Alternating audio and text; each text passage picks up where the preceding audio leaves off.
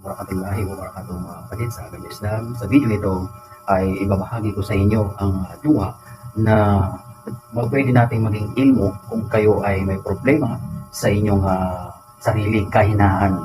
Kung kayo ay natatakot, mahina ang inyong loob, ito po ang dua mga kapatid para magkaroon kayo ng brave, tapang at lakas ng loob mga kapatid. Inihiling mo sa Allah Ta'ala sa dua nito ay bigyan tayo ng lakas sa anumang bagay, kahinaan, sa inyong kahinaan, kung paano ito palalakasin mga kapatid sa dua na ito.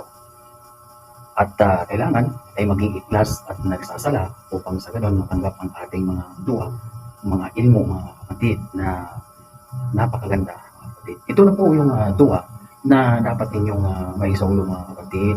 Ang dua na ito ay para bigyan po tayo ng lakas ng loob kung tayo ay may kahinaan sa ating sarili. Itong dua nito mga kapatid ay magagamit natin ito sa mga bagay na kinakabahan tayo.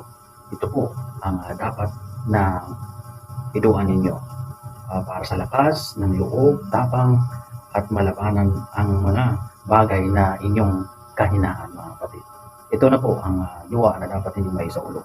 Allahumma innahni al-quwa li ahwa min nafsi wa ashja'a li uwazida fi wa al-yaqini li ataqabbala qadri wa arda li yartah akhali wa al-fahm li yatma'inna qalbi.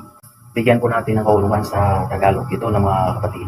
O Allah, bigyan mo ako ng lakas upang labanan ang aking sarili, ang lakas ng loob na harapin ang aking kahinaan, ang pananalig na tanggapin ang aking pananampalataya, ang kasiyahan na ipahinga ang aking isipan at ang pag-unawa upang bigyan katiyakan ang aking puso. Ayun po mga kapatid, ang ibig sabihin nun, kumbaga kung kayo ay may kahinaan sa sarili, kung kayo ay natatakot sa anumang mga bagay mga kapatid, ay pwede po ninyo ito iduwa mga kapatid.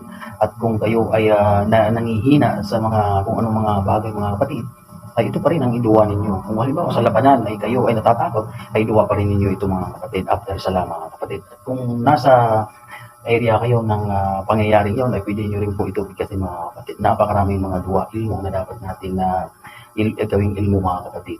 Dahil makakatulong po sa ating araw-araw na ginagawa sa buhay mga kapatid. Sana nakuha po ninyo. Maraming salamat. Sobrang mga